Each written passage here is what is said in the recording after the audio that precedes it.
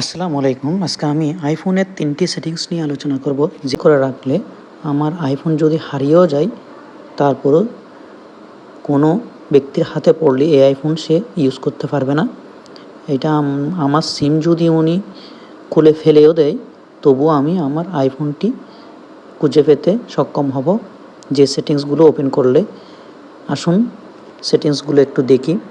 প্রথমে আমাদেরকে সেটিংসে প্রবেশ করতে হবে। আমাদের আইফোনের সেটিংস থেকে ফেস আইডি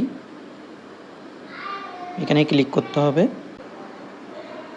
এখানে লেখা আছে স্টোলেন ডিভাইস প্রোটেকশন। এই ডিভাইস প্রোটেকশন অপশনটি আমরা অন করে রাখব।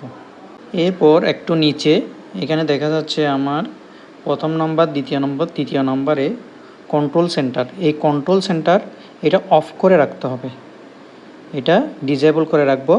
দুইটা সেটিংস ওকে করলাম। তৃতীয় নম্বর সেটিংস আমরা এখন এনাবল করব।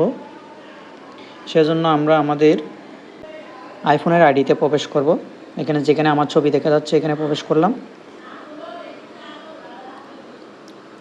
এখান থেকে ফাইন্ড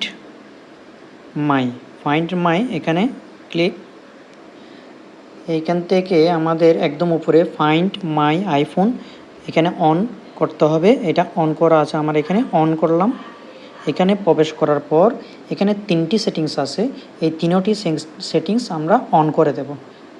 এই 3টা সেটিংস অন করে দেওয়া হলে আমাদের সিম যদি কেউ মোবাইল পাওয়ার পর সিম যদি খুলে ফেলেও দেয় তবুও আমরা আমাদের লোকেশন ট্র্যাক করে ফোনটি উদ্ধার করতে পারবো।